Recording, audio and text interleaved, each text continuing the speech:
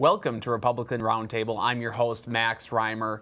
Election security is going to be a big issue in 2022 and beyond because it was a big issue in 2020. We saw some of the flaws in our system. Today, I have a candidate for Secretary of State in studio, one of my good friends, Kim Crockett. Kim, thanks for coming on the Republican Roundtable. You're welcome. So you're running for Secretary of State. Yeah, it's kind of wild. Isn't that crazy? Mm-hmm. Tell us about yourself. Tell the viewers who may not know you right now, who is Kim Crockett and why is she running for Secretary of State? Well, I'm a longtime advocate of limited government, rule of law, living under the Constitution. Been doing that for over 30 years, actually, as a lawyer and an advocate. When I was younger, I was in private practice as an attorney, also stayed home with my kids when they were little to raise them, and went back into law and the policy world when that all worked for my family. But I have been focused most recently on election integrity issues. My spidey sense kind of went off in 2019 as I looked ahead. I had been volunteering in the election space. I've been familiar with our election laws for a long time because I've been a critic. I characterize them as sloppy. Okay. They are sloppy. Minnesota used to, have great election laws back in the day. When I was a kid, and you probably weren't born yet, we had a Secretary of State named Joan Grow, and I think she turned us from being a state where everybody could wake up after Election Day saying, yeah, that was fair, accept the outcome. And we began to become a progressive state in the mid-'70s, eventually abandoning really basic common sense things like voter ID, right? Adding crazy stuff like vouching. So we can go into details on what those laws are, but then in 2020, the way I would characterize the election in Minnesota is that our Secretary of State has kind of perfected turning his office into a partisan operation. And some outrageous things happened here, but also across the country. Yeah. And we can get into the details on that. Well, I would like to get into those details because, Kim, we have time. We do. To do that this evening. We do have that's time. That's kind of an overview. Yeah. And I would just top it off by saying I don't think I'd be sitting here with you tonight as a candidate for Secretary of State if the state of Virginia had not flipped in November. Virginia has bad rules, just like Minnesota. Things like 45 days of early voting. Like, why? Why? That's not even voting anymore, right? That's an election season, not election day. And no voter ID. So they have bad rules. But I saw people that I think have integrity who will run the state better. Governor Youngkin and others win. And I looked at the details. I know a lot about the task force that won that state. And I said, okay, if they can do this, we can do that in Minnesota. I'm part of a national election integrity network. We meet twice a week. Oh, wow. It's a serious thing. It's a real network then. It's a real network. And just to tell your viewers a little bit about that network, it's the Election Integrity Network, EIN. It's led by an extraordinary attorney. Her name is Cleta Mitchell, former Democrat. Okay. She became a Republican somewhere along the line. She was an Oklahoma state legislator and eventually ended up in D.C. specializing in election law, campaign finance, all of those things. And I've actually known her for quite some time. And she leads us, and the Heritage Action Group is also very active. They lead the Tuesday call, Cleta leads the Friday call. So I have access to all of this information. I got to see the task force in Virginia put together. And a lot of what my campaign is about is setting up Minnesota to be able to do the same thing here. And what is that? Well, it's winning. Yeah. But how? And I call it putting eyes on every ballot. And we'll talk about that. That's actually on this little card. There's a QR code. Eyes on every ballot. Eyes on every ballot. Where do you suppose that QR code goes? This has gone viral, by the way. Well, you tell me. Little viral, little v. When people scan the QR code, it goes straight to the Minnesota Republican Party, where you can sign up to be an election judge, either for election day or on a ballot board. And that's how we're going to put eyes on every ballot. Virginia went from about a 20% coverage of the polls with Republicans showing up, raising their hand, getting off the couch and saying, we want to help. They went from 20% to covering about 90% of the polls, a little over 90% of the polls. And so as I crisscross the state, I've been recruiting election judges. Actually, before I announced my candidacy, I was a consultant for American Majority on election integrity, using my expertise for them. And then when I stepped down from that role and announced, I continued talking to people about that. So I wouldn't be sitting here today running as Secretary of State if there weren't two things. One, I felt that I had the background and the credentials, longtime policy advocate and lawyer here in Minnesota, with those national and state kind of network connections, if you will. You know, I describe myself as an outsider, right, with an inside track. And then two, they won. And I saw how they did it. And it's a great story if you think your listeners would be interested in what happened in Virginia, so we can imagine doing it here. The Republican National Committee knew that they'd missed the mark in 2020. In 2020, yep. And we can talk about some of the big trends that they failed to address that Steve Simon brought to our state, like Zuckerberg, you know, consent decrees. We'll get into that in some detail if you want. The RNC looked at what happened in 2020 and said, we got to get ahead of that trend. And we need to reach out to Virginians to help us. Well, there's a lot of Virginians that don't like the Republican Party, but they're conservatives. They see themselves as patriots, but not big fans of the RNC. And the RNC said, look, we know that we missed the mark. A lot of crow being eaten, a lot of you know, humbleness that I've seen on the part of those leaders. It's pretty rare in politics. I've been blown away by it. I've spent some time with some of these national leaders, and they are truly sorry that that happened and that they didn't listen and they didn't work with the grassroots. And they really wanted to win. They really wanted to flip Virginia. So the way they've put it is we lay down our labels, set aside our egos, put down our weapons, that, you know, because they're like cats and dogs, right?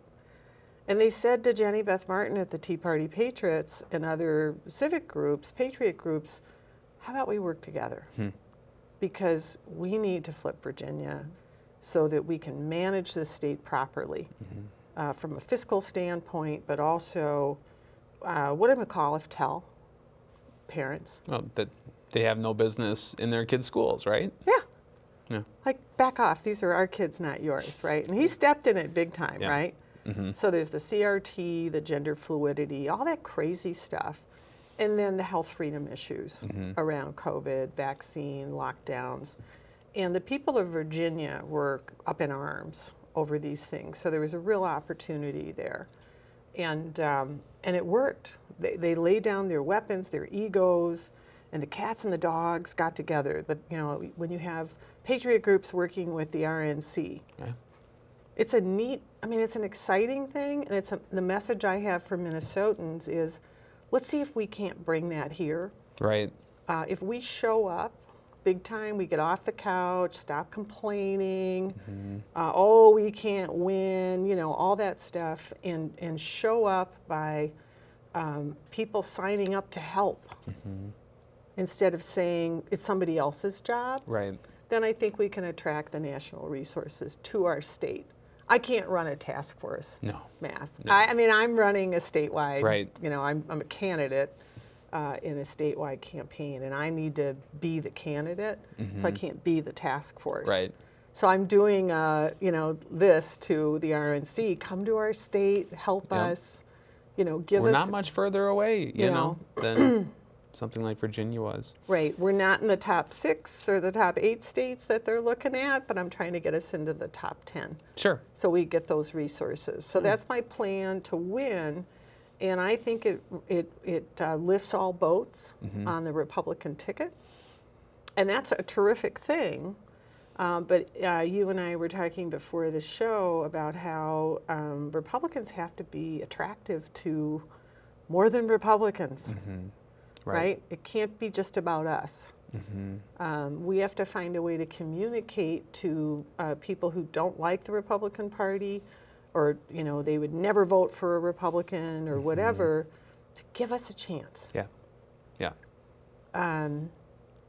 I testified this morning in a Senate hearing in favor of 2 bills that Mary Kiffmeyer put forward this morning for election integrity. And, one of my old buddies down there in the Senate, he and I have mixed it up many times, and I won't say who it was, but, he was coming after me and for questioning the outcome of 2020. And he was bringing up all sorts of crazy stuff. And it got really divisive and unpleasant for a while.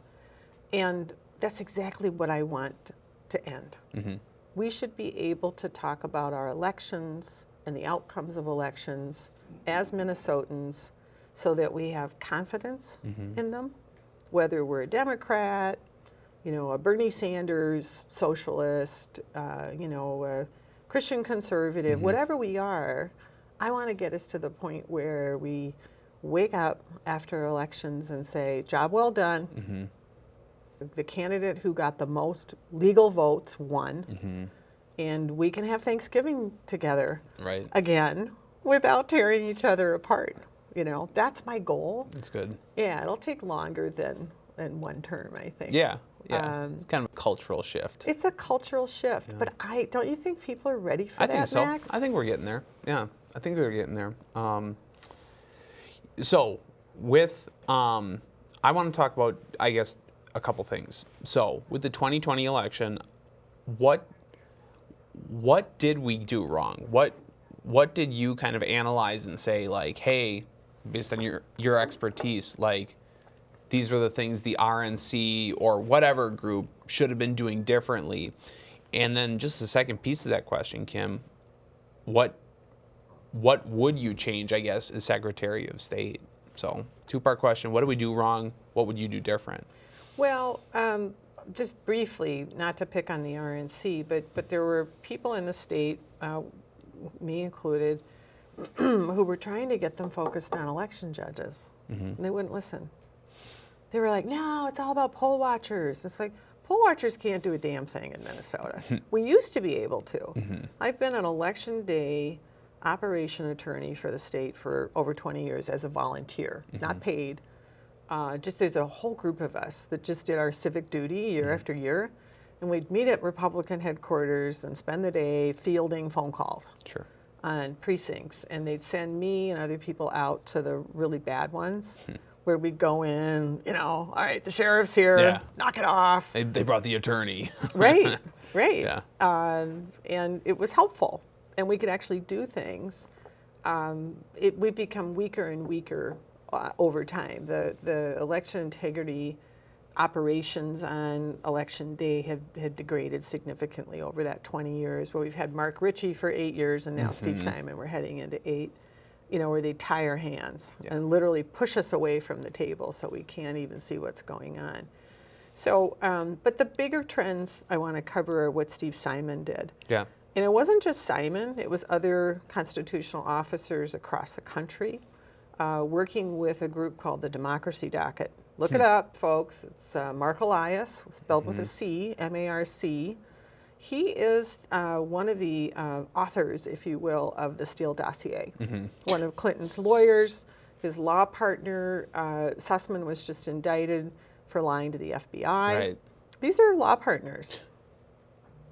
And why is he still practicing law? Right. If this is the way he conducts himself, right? You can't make this stuff up. You can't make it up, right? So that's who he is. Well, he runs something called the Democracy Docket, which filed dozens of suits in states across the country, including Minnesota. The important one was a case called LaRose. So he files a suit. He's the DNC lawyer. He's the most powerful Democrat in the country who is not an elected official. He pretends to sue Steve Simon, who is a favored son Yes. in the DNC. Very popular, friendly Secretary of State. And they, have this little fake lawsuit where the Democracy Docket says, look, it's COVID. We need to change your election laws to protect voters before Election Day. And what they were looking for were three things, or what they actually ended up getting through a settlement with the Secretary.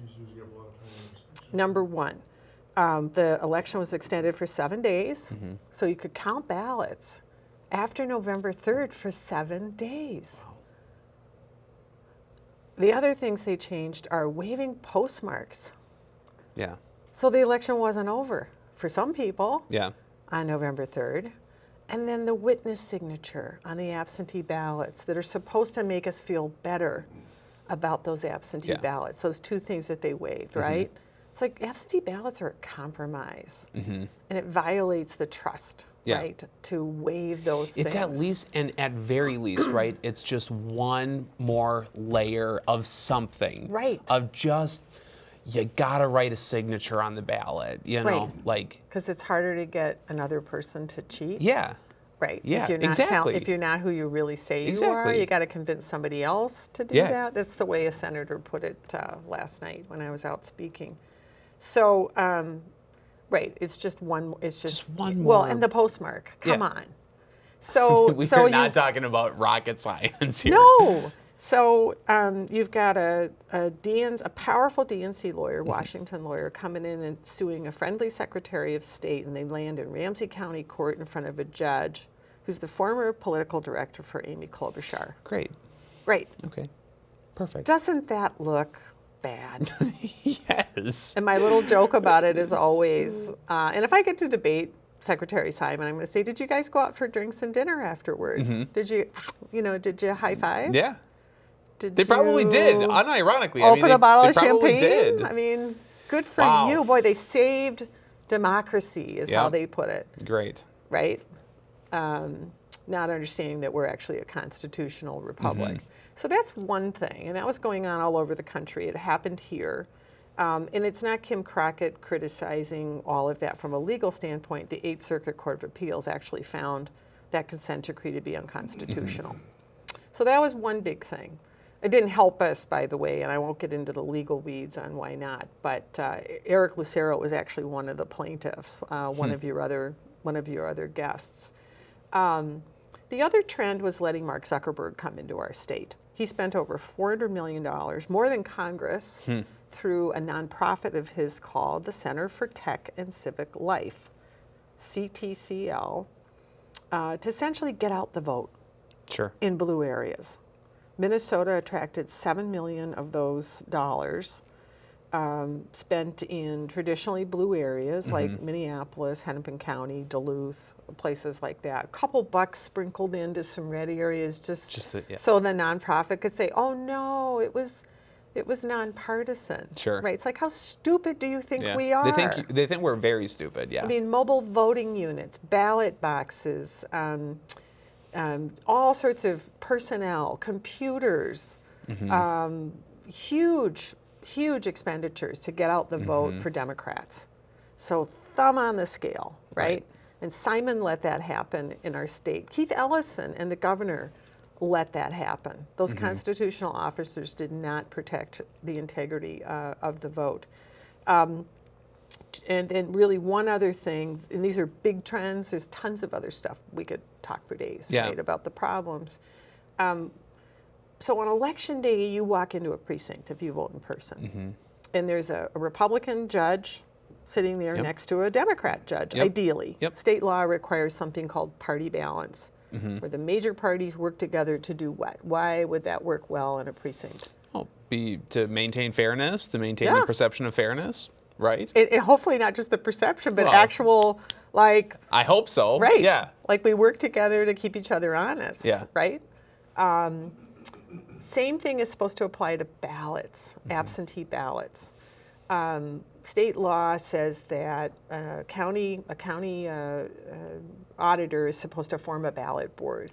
And it's subject to that party balance rule again, where you have Republicans and Democrats across the table from each other, accepting and rejecting ballots, looking at the outside envelope. There's a whole checklist they're supposed to go through, examining the ballot before it goes into the count pile. Sure. Versus the, oh, we got a problem here. Right. Got to contact the voter, maybe they can cure, or this is just not a good ballot, right? Well, Simon has been telling county auditors that they can deputize their own staff.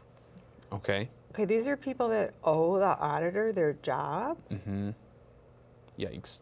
That's probably not a good posture for people that are counting the vote. Or just hire whoever they want, Yeah. which is what Minneapolis does, about 100 and some people, instead of following the law. So he rewrites the law, and it's not the only place that he does it. You know, there's statutory law, and if you go and look at his guide for county auditors and other election officials, he has tweaks, things that he thinks are better. Oh. Last time I checked, Great. he's just the Secretary of State, he's not the legislature. Right. Right? And also we're seeing lax enforcement for things like the tabulators are not supposed to be connected to the internet until after the polls are closed at 8 o'clock. Sure. We have eyewitnesses telling us that at least in Minneapolis and some other blue areas again, that those are hooked up all day long. Okay. Head judge is firing up the Wi-Fi connection first thing in the morning. So that's hooked, that's running all day long. The only reason why you need one is when you are done at the end of the day to send results electronically, but that's not even necessary. Sure. You can do a tape, I mean, you can do it the old-fashioned way. I prefer. I'm in electronics, and I'd prefer it to not be that way. Right. I've had tech people walk up to me and data people walk up to me, these couple months that I've been running, saying it's really a bad idea to be using insecure technology. I don't want Wi-Fi. I don't want Wi-Fi running our elections. Right. Sorry, I don't. It's too easy to crawl in there. It's not decentral because Kim. That is like what we are pitched, right? Our elections are too decentralized to be manipulated in some form or fashion. But what Wi-Fi and what the Internet of Things gives us is the ability to unify processes, get on the same page. I don't want our elections to be. I want it to be a precinct by precinct process, like it's supposed to be. Right. So. And it worked really well. It did. Yeah. It really did. So those are the big things that happened. I spent a lot of time trying to wrap my brain around some of the other really controversial things about that machinery being manipulated. I have a legal mind, and what I can prove to you, I just described. Yeah. You don't have to have any special training. Everything I just told you is something that I can prove. And I think it's best to confine my campaign to those things where I can prove. Yeah. I don't need to have experts. Right. I don't have to have an expert war with Steve Simon or anyone else. I'm going to ask him to defend what I consider to be the indefensible. So those are the big things that happened, so that I came to the conclusion after 2020 that our election was lawless. It disregarded the law. Whether that means the outcome was wrong or not, I can't tell you. Right. But like a lot of Americans, a lot of Minnesotans, I looked at it and said, I don't trust it. And I'm frustrated living in a state where election after election, I'm not coming to a conclusion that that was fair. And it started in 2008. if I can just connect that. Sure. Remember Mark Elias? Yeah. Guess who ran the recount for the Democrats in 2008? Oh, was it him? It was him. He cut his teeth here in Minnesota. Great. He's the king of finding ballots. Okay. So this is the land of 10,000 close elections. I think kind of starting. I mean, you're more of the savant on numbers and who won when and how close it was than I am. But I think starting in 2008, we became the land of 10,000 close elections. Wow. And over time, this is one of my favorite phrases, the land of 10,000 close elections where voting season seems to last longer than hunting season. I like that I'm one. going to copyright that. Yeah, you should. Right? We vote for 46 days Yeah. before Election Day now. Wow. Kiffmeyer said recently, when I was having a conversation with her and some other legislators, that chaos breeds fraud. Fraud does really well in a chaotic environment. So if we go back to 2020, you've got ballot boxes being added in the metro. As I said, those mobile units and all these people coming into the state to get out the vote, 46 days of voting, absentee ballots. Take a guess at the percentage of votes that was absentee in 2020. Over 50%? It was 58%. Yeah. Yeah. So you got 6 out of 10 ballots being counted by public sector union employees Right. that have been deputized and or their friends. Right. It's broken. With no Democrats or Republicans who are just regular citizens. Right. Right. I mean, you have a nostalgia for, like I do, precinct level voting. Well, and I have a nostalgia for Democrats and Republicans working together because I grew up that way. Yeah. I've seen it. Yeah. And I think the people that are ending up on the ballot boards that are counting 6 out of 10 votes, Max. They're not the same Democrats that you go to church with, maybe your family members, where you would bet that your Democratic family members or friends would never cheat. Yeah. They would never cheat. Kim, with the last minute of our program, just tell us about how people can learn more about your campaign, Sure. get involved, and what do you need help with right now? Well, like all candidates, I need donations, which is easy to do through my fabulous website. It's kimsos.com. I think that's the simplest website I've ever heard of. I knew I people like it. couldn't spell Crockett, right? Kim SOS. And SOS, it is like save our ship, baby. Right, save our state, save our our ship. soul, you know. Right, however you want to, and kimsos.com. Donations. We've got a lot of great volunteers right now who are helping me with conventions. We're surrogates, but we'll need more. And I've got a growing Facebook audience, really fast growing audience. But come on to Facebook. As much as I dislike Mark Zuckerberg, unfortunately, Facebook's a reality. Gotta get your message out. For a client, for a candidate. So. Well, Kim, thank you so much You're for joining the welcome. Republican Roundtable. I'm so shy. I just have a hard time talking about all this. I have nothing to Good say. luck. Thank you. This has been the Republican Roundtable. I'm your host, Max Reimer. Until next time.